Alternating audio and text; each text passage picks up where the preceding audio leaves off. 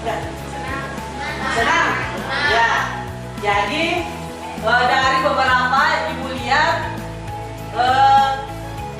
ada yang senang, ada yang tidak, tapi lebih banyak senangnya. Untuk memulai kita masuk di pelajaran yang kedua, kita akan melakukan asesmen dulu. Apakah kalian sudah mengetahui pelajaran yang kemarin dan yang akan datang, ya?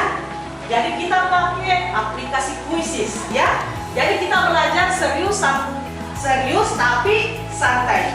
Dan hasilnya ibu mau lihat yang maksimal, ya. Oke. Nah, sebelumnya kalian boleh berdiri dulu untuk meregangkan otot-ototnya. Silakan, tangan di samping. Tangan di samping digerak-gerakkan. Karena ini adalah pelajaran yang ketiga dan keempat. Berarti yang tadi sudah stres dengan pelajaran pertama. Oke. Sekarang boleh duduk. Kita tes konsentrasi dulu. Ya. Tepuk 1. Tepuk 3. Oke, tepuk 2. Oke, berarti sudah siap. Nah, sekarang ibu kasih asesmen awal dulu ya untuk bab yang kedua. Mudah-mudahan kalian sudah bisa. Oke. Siap dengan aplikasinya? Siap. Oke, kita masuk di aplikasi Quizzes. Serius tapi santai, ya? Oke, silakan diketik join my quiz. Sudah cukup ya? Standby. 1, 2, 3. Oh, kita mulai. Go. Konsentrasi.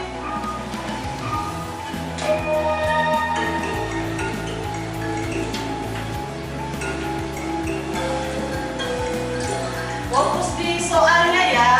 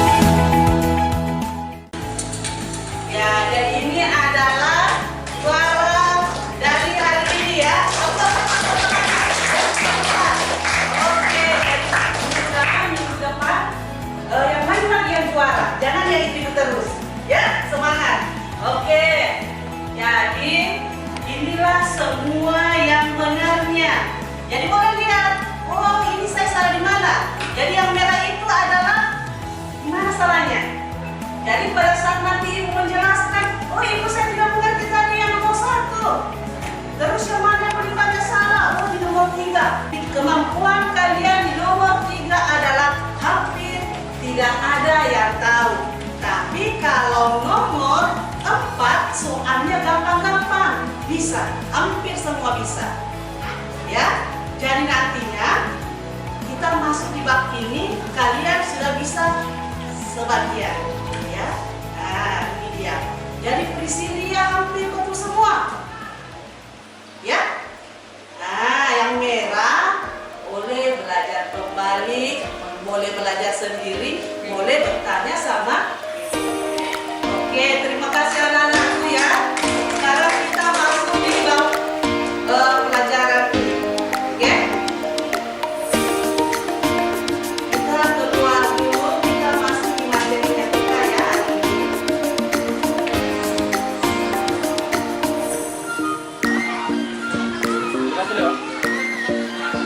Yang keenam dimulai.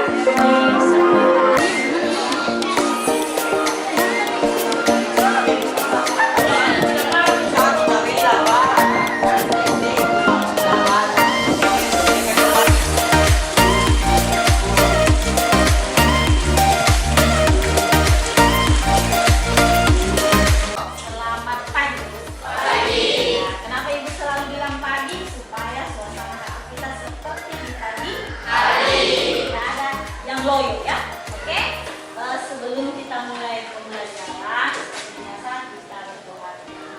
Jadi doanya kita langsung ya. Kita sama.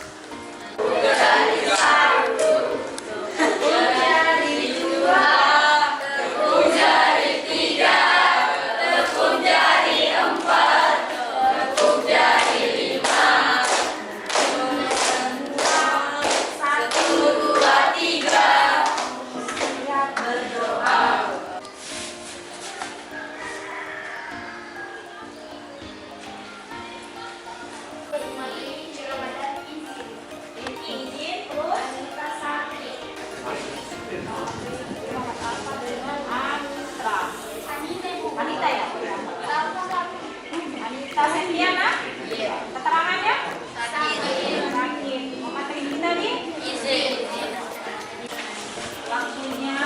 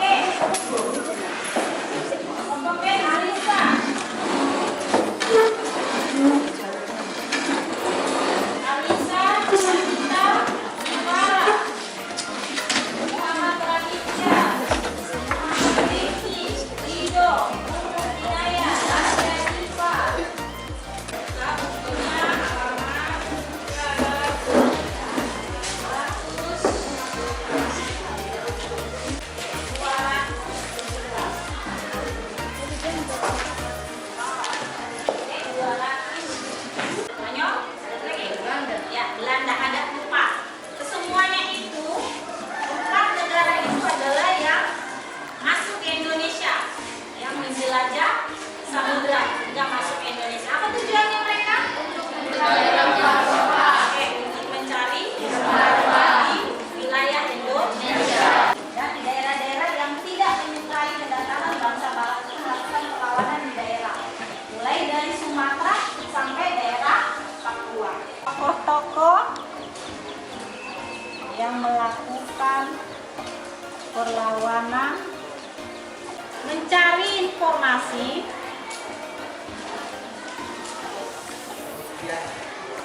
tentang bentuk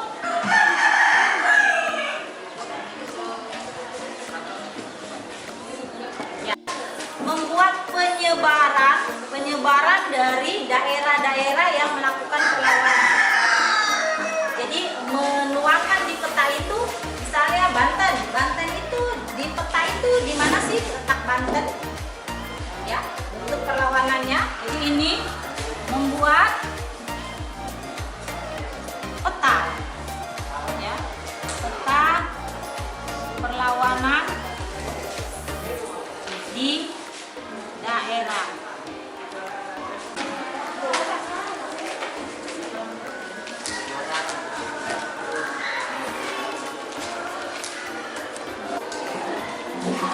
Satu Aceh,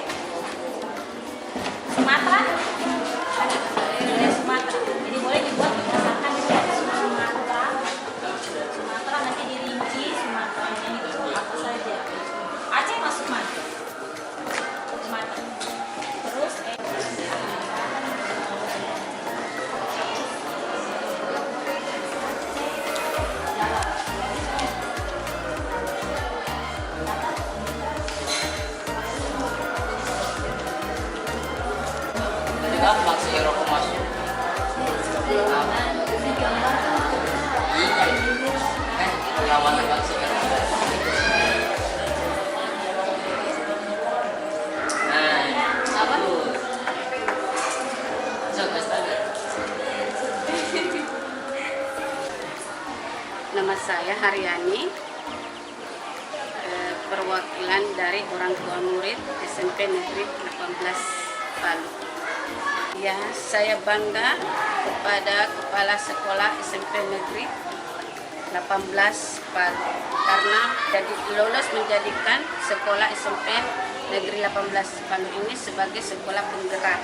Sebagai perwakilan dari orang tua murid, merasa bangga kepada Sekolah SMP Negeri 18 karena mutu pendidikan di sini semakin maju dan menjadikan Sekolah SMP Negeri 18 Palu ini sebagai sekolah favorit di wilayah Palu Utara, dan bangga sebagai orang tua murid karena sering dilibatkan dalam mutu pendidikan. Dalam pendidikan ini misalnya diadakannya proyek sekolah di mana orang tua murid ini sering dilibatkan dalam pembuatan program-program yang diadakan di sekolah, dan kami juga dilibatkan dalam mengontrol pendidikan di sekolah. Dan bangga di sekolah ini diadakannya kotak saran di mana sebagai orang tua murid bisa memberikan saran dan memberikan saran untuk sekolah ini agar sekolah ini semakin berkembang.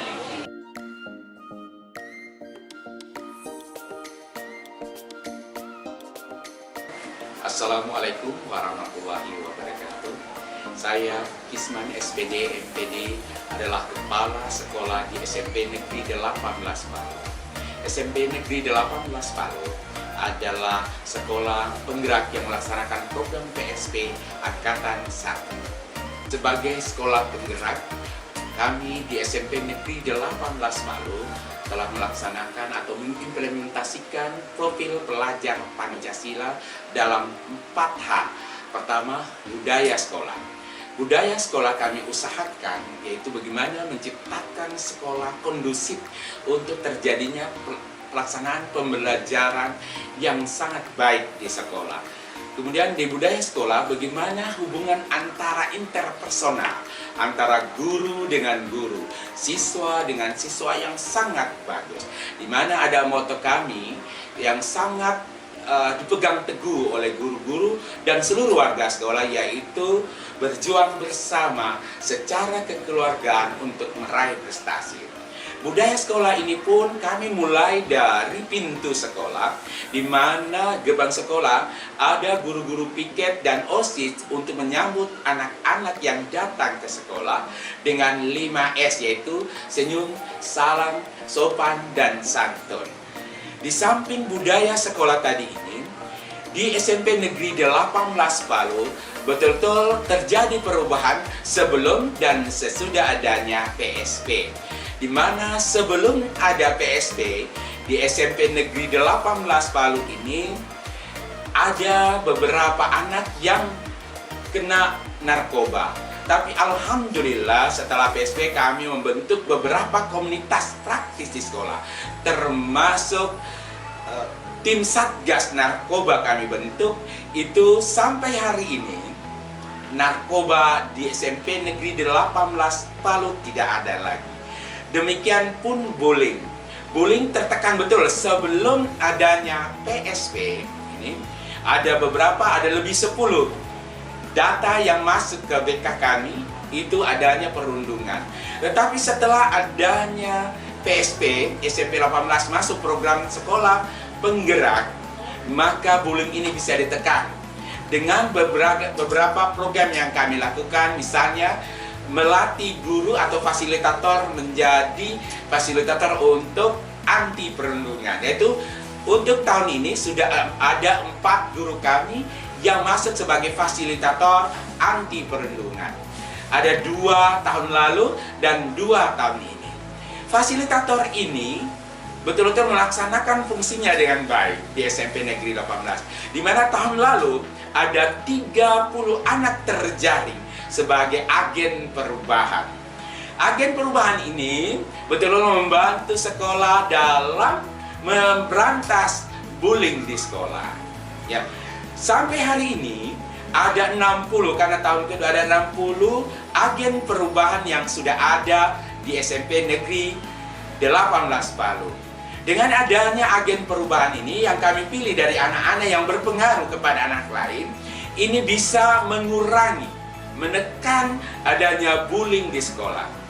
Penekanan bullying ini kan sudah kemarin membudaya. Itu tidak semudah membalikan telapak tangan, tetapi dengan adanya agen perubahan sehingga bullying itu ditekan. Yang tadinya lebih dari 10, kemarin tinggal 2, itu pun tinggal yang verbal. Dalam iklim kebinekaan, SMP Negeri 18 Palu merupakan letaknya yang sangat strategis sehingga menyebabkan SMP 18 Palu terdiri dari berbagai budaya, terdiri berbagai agama. Tetapi walaupun adanya budaya, agama yang berbeda, perlakuan tetap sama, toleransi sangat tinggi. Jumlah siswa di SMP Negeri 18 Palu ada 491. Dari jumlah yang ada 25 orang agama Kristen, yang terdiri ada 2 Katolik dan 23 Protestan. Selebihnya ada 14 orang agama Hindu. Ini perlakuan dilaksanakan di SMP sama dan toleransinya sangat tinggi. Contoh yang sangat nyata itu toleransi yang sangat tinggi kemarin pada saat pelaksanaan Isra Mi'raj, maka agama Kristen, agama Hindu meminta untuk mengikuti, ikut mengetahui bagaimana agama Islam ini. Ini luar biasa sekali toleransi yang tercipta setelah menjadi sekolah penggerak. Kemudian di iklim inklusif, kami SMP Negeri 18 Palu mau tidak mau tetap menerima anak-anak inklusi. Dan tahun ini kami ada 2 anak-anak inklusi yang ada kami satukan dalam satu kelas. Ini kami perlakukan sama dengan yang lain, tapi pendekatan dan perhatiannya lebih. Sehingga sekolah sangat memperhatikan perbedaan inklusi tadi ini dan kebutuhan anak yang inklusi. Di samping budaya sekolah, implementasi profil pelajar Pancasila juga dilakukan. Yang kedua adalah pada intrakurikuler, di mana pada intrakurikuler ini guru-guru berusaha. Ini perbedaan antara sebelum PSP dan PSP. Dengan adanya PSP, maka pembelajaran betul-betul diarahkan pembelajaran secara berdiferensiasi, di mana guru-guru ini melaksanakan berdiferensiasi pada 3 hal. Pertama, pada konten, kedua, berdiferensiasi pada proses, dan ketiga, berdiferensiasi pada proses. Ini sangat-sangat luar biasa teman-teman ini. Dari jumlah 35 guru yang ada, semua guru telah melaksanakan pembelajaran berdiferensiasi, di mana pembelajaran berdiferensiasi ini kita ketahui bersama bagaimana sekolah, bagaimana guru mengakomodir semua kebutuhan siswa, baik bakat dan minatnya. Dalam melakukan pembelajaran berdiferensiasi ini diawali dengan asesmen diagnostik non-kognitif, di mana sekolah pada saat siswa masuk ke SMP Negeri 18 Palu, anak-anak dites minat dan bakatnya, dilihat gaya belajarnya. Ini diperuntukkan untuk mengakomodir kemampuan dan kebutuhan minat dan bakat dari siswa. Di samping itu, guru-guru melakukan asesmen awal sebelum masuk ke bab baru atau judul baru atau tema baru. Guru-guru memberikan tes asesmen awal untuk melihat apakah anak-anak itu paham penuh, paham sebagian, atau tidak paham sama sekali. Dari hasil itu, maka mereka melakukan berbagai strategi pendekatan untuk melaksanakan atau mengakomodir kebutuhan-kebutuhan atau gaya belajar atau kemampuan dari siswa. Dalam kebutuhan pembelajaran di kelas dalam hubungannya intrakurikuler, kemampuan guru sangat diperlukan, terutama kemampuan dalam memanfaatkan atau menggunakan TIK yang ada. Alhamdulillah, ini ada perubahan sebelum menjadi PSP. Jumlah guru yang ada 35, ada 32 guru-guru yang sudah bisa menggunakan TIK dengan baik. Masih ada 3 yang belum. Tetapi setelah PSP berjalan, semua guru sudah bisa memanfaatkan TIK dalam pembelajaran. Kemudian, sekolah dalam rangka digitalisasi sekolah. Sekolah betul-betul menyiapkan semua media yang ada, misalnya menyiapkan WiFi yang ada di sekolah. Sekarang ada 6 WiFi yang sebelumnya tidak ada sama sekali. Kemudian untuk mendukung hal itu, sekolah juga membuka buku digital. Dalam pembelajaran berdiferensiasi, kita tahu bersama terbagi atas 3, yaitu berdiferensiasi konten, berdiferensiasi proses, dan berdiferensiasi produk. Kalau di SMP 18 itu untuk konten itu betul-betul menggunakan asesmen yang saya sudah jelaskan tadi, yaitu betul-betul melihat minat bakat dan anak, dan itu dimasukkan di dalam modul ajar yang sudah tersedia. Modul ajar kami ada lengkap di SMP Negeri 18 Pak. Kemudian pembelajaran berreferensiasi betul-betul melakukan pendekatan dengan menggunakan TIK yang ada. Kemudian di samping itu ada berreferensiasi produk, dan produk itu tetap ada, tapi kami tidak terjebak dengan produk. Bahwa yang perlu itu adalah proses di mana dimensi yang diinginkan dalam setiap pembelajaran itu ada. Implementasi profil pelajar Pancasila yang ketiga adalah pelaksanaan proyek penguatan profil pelajar Pancasila, di mana SMP Negeri 18 Palu tahun ini adalah tahun kedua untuk pelaksanaan P5. Tahun pertama SMP Negeri 18 Palu memilih 3 tema yang sudah disiapkan oleh pemerintah dengan 7 tema. Dari 7 tema yang ada kami memilih 3. Untuk tahun ini kami sudah masuk untuk tahun kedua. Tema yang dipilih tetap sama dengan tema yang kemarin, yaitu pertama kewirausahaan, kedua suara demokrasi, ketiga gaya hidup berkelanjutan. Hanya perbedaannya untuk tahun pertama masih mengenal. Tahun kedua sudah tahap berkembang, di mana kami sudah melibatkan pemangku kepentingan yang di luar untuk ikut serta di dalam mengembangkan P5 yang ada. P5 yang ada kami tidak terjebak dalam produk, tapi kami betul-betul melihat proses di mana anak-anak mengalami sendiri pengetahuan. Itu rohnya. Ada aksi nyata yang dilakukan anak-anak, di samping imbasnya ada produk yang ada. Implementasi profil pelajar Pancasila yang terakhir, yaitu pelaksanaan ekstrakurikuler di sekolah, di mana sebelum PSP dilaksanakan, maka ekstrakurikuler ini untuk pembentukan karakter tidak nampak. Tetapi setelah masuk ke dalam program PSP, ekstrakurikuler ini juga masuk bagaimana penerapan profil pelajar Pancasila, di mana unsur dimensi-dimensi itu dimasukkan di dalam ekstrakurikuler yang ada. Misalnya, bagaimana anak-anak itu berkolaborasi, bagaimana anak-anak itu bekerja sama di dalam ekstrakurikuler, termasuk bagaimana daya kreativitas anak-anak, dan lain sebagainya.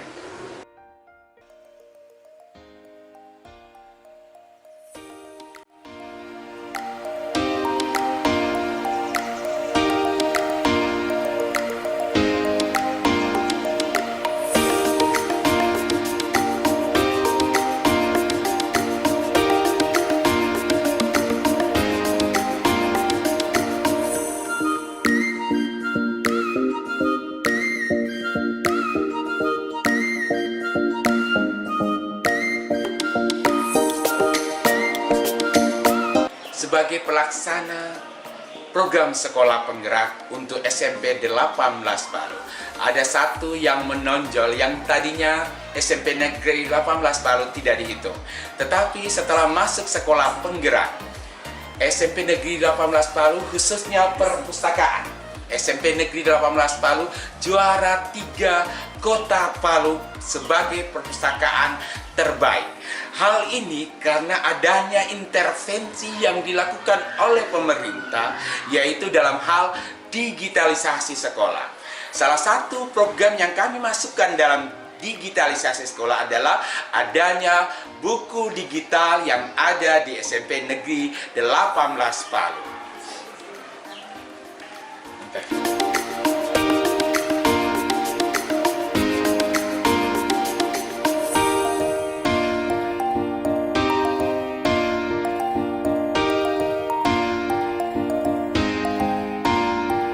Perkenalkan, nama saya Aura Frilia. Saya adalah salah satu siswa SMP Negeri 18 Palu dan saya adalah salah satu anggota perundungan.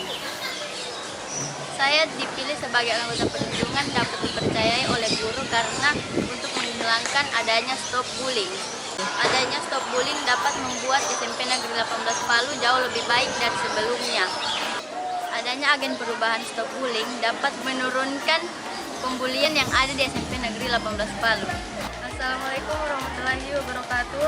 Perkenalkan, nama saya Nindya Putri dari kelas 8B. Keseharian saya di sekolah ini biasanya melakukan kegiatan yaitu KPK atau kelompok peduli kesehatan, dan anggota KPK adalah memberi pertolongan pertama kepada siswa yang sedang sakit. Assalamualaikum warahmatullahi wabarakatuh. Perkenalkan, nama saya Muhammad Imran. Apa sih bedanya sekolah penggerak dengan sekolah-sekolah lain? Ya, sekolah penggerak ada namanya kurikulum merdeka.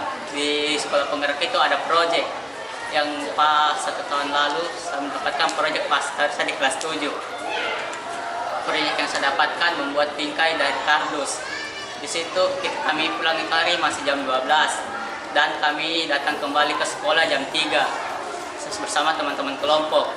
Yang saya dapatkan di situ bersama teman-teman ada kebersamaan, kerjasama, dan bahan kardus itu yang cuma tamur-tamur di rumah, ini saya bisa tahu bisa sama manfaatkan menjadi bingkai foto. Dampak dari proyek kewirausahaan ini dapat meningkatkan jiwa kewirausahaan saya dan teman-teman. Saya Imran. Saya Aura Frilia. Kami Roots Agen Perubahan SMP Negeri 18 Palu.